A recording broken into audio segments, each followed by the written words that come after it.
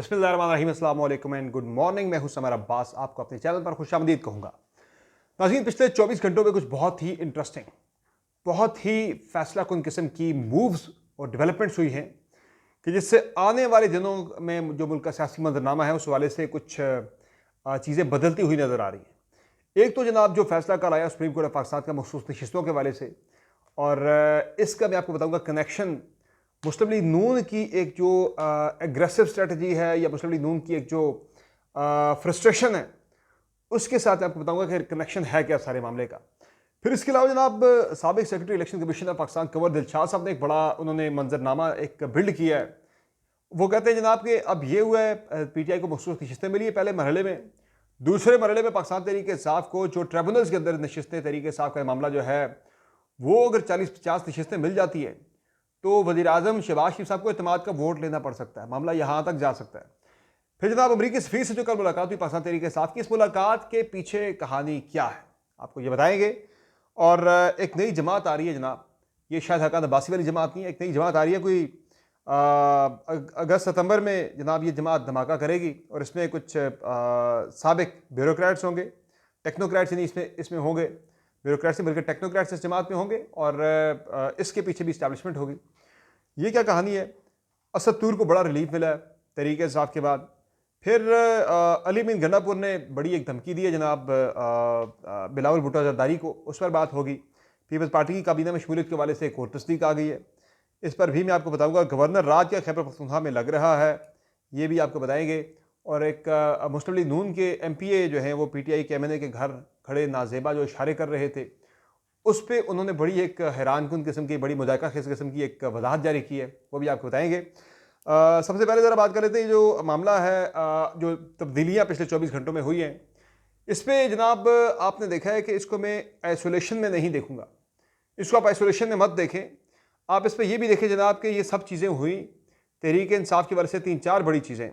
एक तो जनाब आप देखें कि चंद दिन पहले इस्लामाबाद से मुस्लिम लीग नून के मुंतखब होने वाले 3 MNA जो हैं 46, 47, 48 से अंजुम अकील खान, तारिक फजल चौधरी और तीसरे जो खुर्रम नवाज़ हैं जो कि इंडिपेंडेंट मुंतखब होकर नून लीग के माज याफ्ता ही थे, नून लीग में शामिल हो गए। तो ये तीनों नून लीग के MNAs हैं।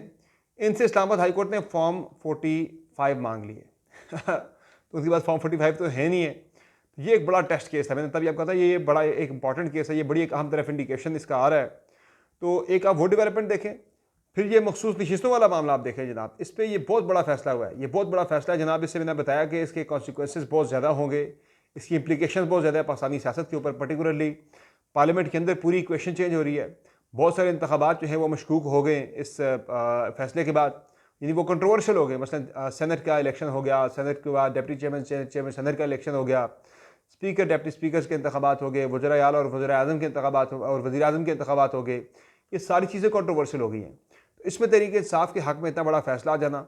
फिर पार्लियामेंट में जो मुस्लिम लीग नून को 2/3 अक्सरियत मौजूद थी, हासिल थी, नून लीग का उस 2/3 अक्सरियत से महरूम हो जाना, जो कुछ बड़ी अहम किस्म की कानून साजी करने जा रहे थे।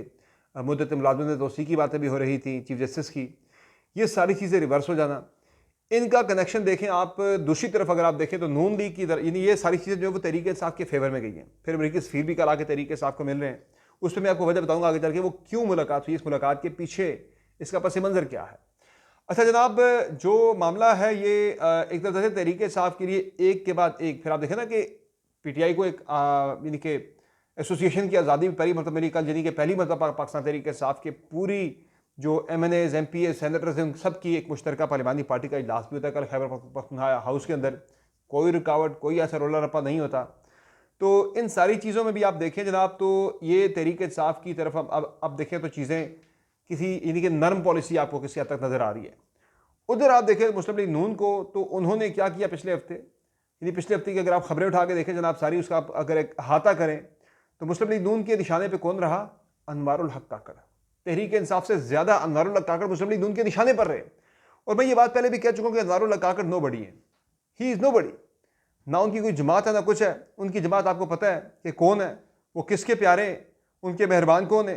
तो अनवारुल हक काकड़ को हिट करना मुस्लिम लीग नून की जानिब से, पर्टिकुलरली मियाँ नवाज शरीफ की अहकामात पे, उनकी हिदायत के ऊपर, और बार बार गंदम के वाले से इसको स्कैंडल का वर्ड भी नून लीग ने कॉइन किया, और काफ़ी ज़्यादा स्कैंडलाइज किया गया अनवारुल्लाह काकड़ को, हिट किया गया काफ़ी ज़्यादा।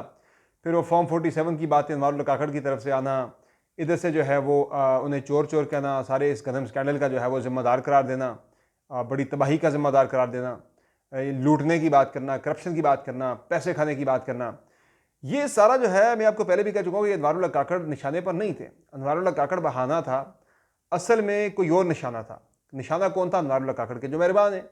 नून लीग जो है, आप देखें ना कि एक तरफ नून लीग इस्टेब्लिशमेंट को हिट कर रही है, उधर से आप देखें तहरीक इंसाफ के लिए रिलैक्सेशन आ रही हैं। तो इस पर एक राय है जनाब कि मुस्लिम लीग नून को जब ये अंदाज़ा हो गया कि तहरीक इंसाफ के वाले से चीज़ें ज़रा थोड़ी सी पॉलिसी नरम हो रही है, चीज़ें उनके फेवर में जा रही हैं, तो नून लीग ने फ़ौरन से जनाब अटैक करना शुरू कर दिया इस्टेब्लिशमेंट के जो प्यारे हैं उन पे। यानी कि कहना तीनों तो सुनाना नून वाली जो बात है, जो मैंने पहले भी की हुई है, कि वो इस्टेब्लिशमेंट के जो यानी कि जो सियासतदान हैं, मसलन अनवारुल्लाह काकड़ जो उनके बड़े उनके प्यारे हैं, उनको हिट करना शुरू कर दिया। बेसिकली अनवारुल्लाह काकड़ को सामने रखते हुए इस्टेब्लिशमेंट को हिट करना शुरू कर दिया मियां नवाज शरीफ ने।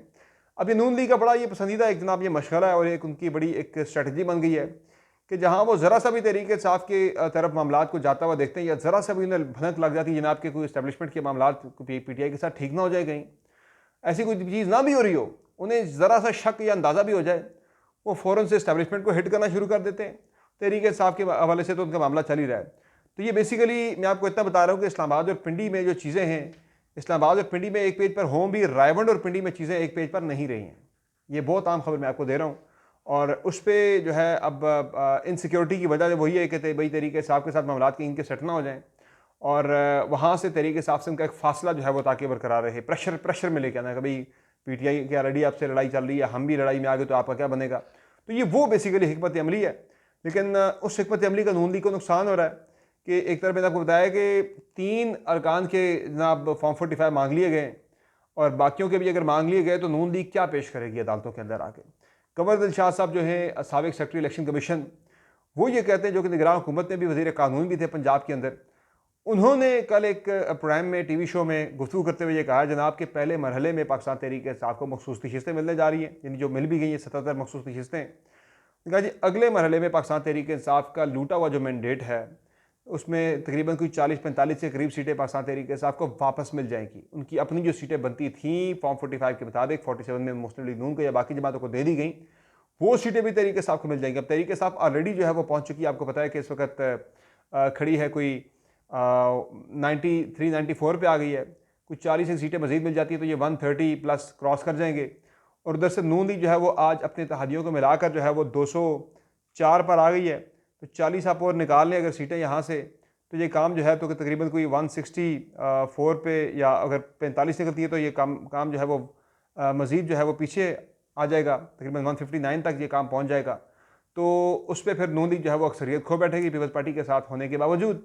तो ये मामला जो है जनाब काफ़ी ज़्यादा एक दिलचस्प सूरत हाल इख्तियार कर गया है। और यानी कि उसमें यह भी कहा जा रहा है, कंवर दिलशाद साहब ने यह दावा भी किया जनाब अगर ऐसा होता है तो फिर शहबाज शरीफ साहब को एतमाद का वोट लेने का भी कहा जा सकता है कि भाई एतमाद का वोट लें, अपने वोट पूरे करें, 167 वोट अपने पूरे करें। अगर वो नहीं कर सकते तो वजारत उज़्मा से फ़ारिग, हुकूमत से फ़ारिग। तो ये नून लीग को भी ना एक ज़रा खटका लग गया भाई कि मामला जो हैं वो अब ठीक नहीं रहे, तो इसलिए उन्होंने ज़रा अब हाथ पाँव मारना शुरू कर दिए। और कुछ दिन पहले मुलाकात भी हुई थी बिलावल भुट्टो जरदारी से शहबाज शरीफ साहब की। पहले तो नून लीग के कुछ लोग कह रहे थे जनाब कि वो नहीं, पीपल्स पार्टी की हमें कोई ज़रूरत नहीं है। हनीफ अब्बासी साहब ने मेरे शो पे बैठ के कहा नहीं पीपल्स पार्टी की हमें कोई ज़रूरत नहीं है, हम कंफर्टेबल उनके बगैर ही हुकूमत बनाने में। तो हम उन्हें यही एडवाइस करें कि जनाब कि वो काबीना कैसा ना बने, हम उनके बगैर ठीक हैं। अब वही नून लीग पीपल्स पार्टी के मिनतों तल्लों पर आ गई है कि भाई साहब आप आएँ और हमारी काबीना के अंदर शामिल हो। क्यों? इसकी वजह मैं आपको बताता हूँ। पीपल्स पार्टी की ज़ाहिर है इस वक्त पीपल्स पार्टी के वोटों पर ही नून लीग खड़ी है, लेकिन अगर ये मामला 40-50 सीटें नून लीग की निकल जाती हैं तो फिर नून लीग के लिए काफ़ी मसाइल बन जाएंगे। फिर एतमाद के वोट का किसने करना है? शहबाज शरीफ साहब को, प्रेसिडेंट ऑफ पाकिस्तान आसिफ अली जरदारी साहब ने। तो इसलिए आसिफ अली जरदारी साहब के सिस्टम में पूरे स्टेक्स जो हैं वो उनको शामिल करने के लिए पिछले हफ्ते तो बड़ी कमाल होशियारी से 2 हफ्ते पहले इसहाक डार साहब को इस चक्कर में नवाज शरीफ साहब ने बनवा दिया डिप्टी प्राइम मिनिस्टर जनाब के, कहीं बिलावल भुट्टो जरदारी ना बन जाए डिप्टी वज़ीर आज़म। तो उनका रास्ता रोकने के लिए और अनवारुल्लाह काकड़ के वाले से भी एक इनसिक्योरिटी थी, उनकी बैशिंग की गई और साथ ही सागदार को लगा भी देगा, वो रास्ता भी बंद कर दिया। पीपल्स पार्टी की तरफ से बिलावल भुट्टो जरदारी के डिप्टी प्राइम मिनिस्टर बनने वाला रास्ता भी बंद कर दिया गया। तो अब जनाब जो है वो शहबाज साहब पहुँचे, जनाब भागे भागे बिलावल साहब से उन्होंने मुलाकात की। उन्होंने कहा जी भाई साहब आप आएँ, आएँ आके हमारी काबीना कैसा बने, आपके बगैर हमारी हुकूमत अधूरी है, हम चल नहीं सकते आपके बगैर। तो अब इत्तला ये आ रही है जनाब के पीपल्स पार्टी जो है वो काबीना में शामिल होने वाली है। ये खबर पिछले 3-4 दिन से चल भी रही है। तो सारी कहानी का जो कनेक्शन है वो यहाँ के मिल रहा है। अच्छा, इस पे कल राना सनाउल्लाह साहब ने यहाँ तक कहा, उन्होंने कहा जी गवर्नर के वाले से जो पीपल्स पार्टी के कुछ ऐसे सीनियर नाम ज़ेर गौर थे, मसलन कायरा साहब का नाम ज़ेर गौर था, तो उनकी जगह पे सलीम हैदर साहब आ गए। तो उस पर राना सनाउल्लाह साहब ने ये कहा जनाब कि पीपल्स पार्टी के गवर्नर की दौड़ से कुछ ऐसे नाम बाहर हो गए कि जो गवर्नर के लिए नाम पक्के थे, मतलब कायरा साहब का नाम नहीं लिया, लेकिन इशारा वो उन्हीं की तरफ कर रहे थे कि चूंकि उन लोगों ने वफाकी काबीना में शामिल होना है, इसलिए वो गवर्नर की दौड़ से बाहर हो गए। तो वो बेसिकली कायरा साहब की हुकूमत में आने के, यानी कि उनके मुशीर बनने के बारे से जो है वो इशारा कर रहे थे राना साहब उनकी तरफ। तो ये खिचड़ी एक और जनाब वो नहीं पकना शुरू हो गई है, लेकिन ये बड़ा इनसिक्योर सा काम इस वक्त गवर्नमेंट का बना हुआ है। बाकी जनाब जो कहानी है अपना ये जो अमरीकी सफ़ीर के साथ मुलाकात की, तो उस पर ये मालूम हुआ जनाब, जो मैंने चेक किया मुख्तलिफ जगहों से, मुझे ये पता चला कि अमरीकी सफ़ीर ने 3 अहम अहदेदारों से मुलाकात की रिक्वेस्ट की थी। उन्होंने कहा जी वज़ारत ख़ारजा से जब उन्होंने रिक्वेस्ट की, उन्होंने 3 अहम मुलाकातों की रिक्वेस्ट की। कहा जी एक हमने मुलाकात करनी लीडर ऑफ दी हाउस, यानी कि वज़ीर आज़म से मुलाकात करनी है, अपोजिशन लीडर से मुलाकात करनी है, और हमने प्रेसिडेंट ऑफ पाकिस्तान से मुलाकात करनी है। तो वज़ीर आज़म से मुलाकात तो ज़ाहिर होती रहती है, प्रेसिडेंट से मुलाकात भी हो गई, तो अब मुलाकात रहती थी लीडर ऑफ दी अपोजिशन यानी उमर अयूब के साथ। तो तहरीक इंसाफ के साथ मुलाकात भी ये हो गई है अमरीकी सफ़ीर की। तो बेसिकली ये 3 मुलाकातें थी। तो वो तीनों मुलाकातों के सिलसिले में उस तसलसल की ये एक मुलाकात थी। कुछ स्पेसिफिकली तरीके साहब को लेकर ये मुलाकात उससे किसी एजेंडे का हिस्सा नहीं थी। तो ये चीज़ ज़रा यहाँ पे क्लैरिटी आ जानी चाहिए। काफ़ी सारे लोग इस पर कह रहे हैं वो पीटीआई ने बड़ा यूटर्न ले लिया है, वो अमेरिका के पिट्ठू बन गए, अमेरिका के गुलाम बन गए। फिर से मुलाकात करने से किसी का गुलाम कोई नहीं बनता।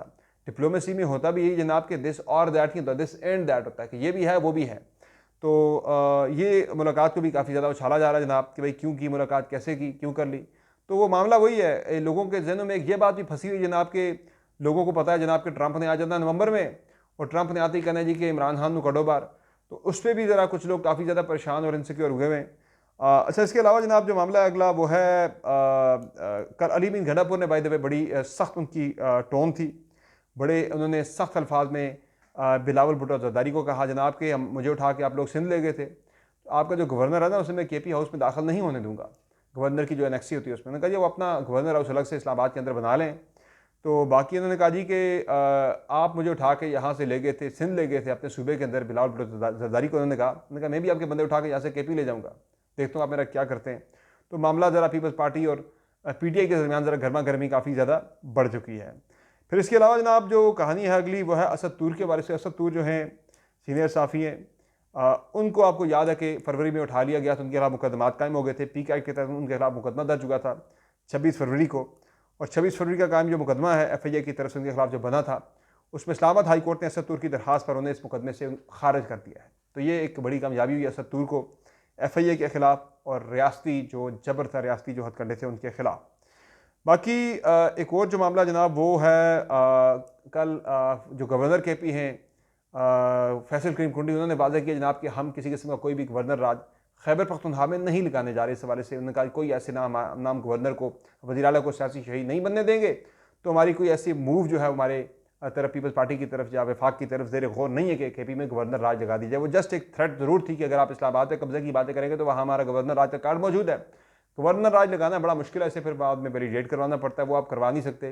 तो ये कोई इतना आसान काम नहीं है। ये एक सियासी एक स्टंट ज़रूर होता है, सियासी जुमला ज़रूर होता है बैकफुट पर डालने के लिए, ऐसी कोई चीज़ जो है वो पॉसिबल नहीं है।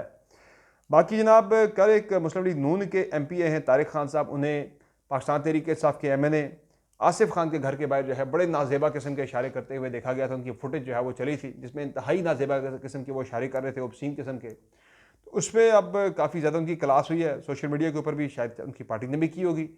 अब जनाब उन्होंने ये वजाहत जारी की है जनाब बड़ी मजाक है किस्म की, जी वो हमें एक मनसूबे का हमने इफ्तिताह करना था, तो मैं PTI MNA के घर के बैठ गया, मैंने कहा जी आए ज़रा मिल के मनसूबे का इफ्तिताह करते हैं। तो वो नहीं आए, तो जनाब मैंने ज़रा थोड़ा जो है वो वहाँ पे उन्हें ज़रा शोर शराबा किया, भाई आपको आना चाहिए।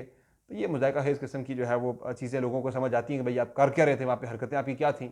तो ये आर्गूमेंट जो है ये मानने वाला या किसी की समझ में आने वाला नहीं है। बाकी इसके अलावा जो ख़बर है वो एक नई जमात की बात चल रही है। ऑलरेडी शायद हक़ान अब्बासी साहब एक सियासी जमात बना रहे हैं जिसमें मिफ्ता इस्माइल हैं, मोहम्मद ज़ुबैर होंगे, जिसमें आसिफ किरमानी भी शायद हों, मुस्तफ़ा नवाज़ खोखर हों इसमें।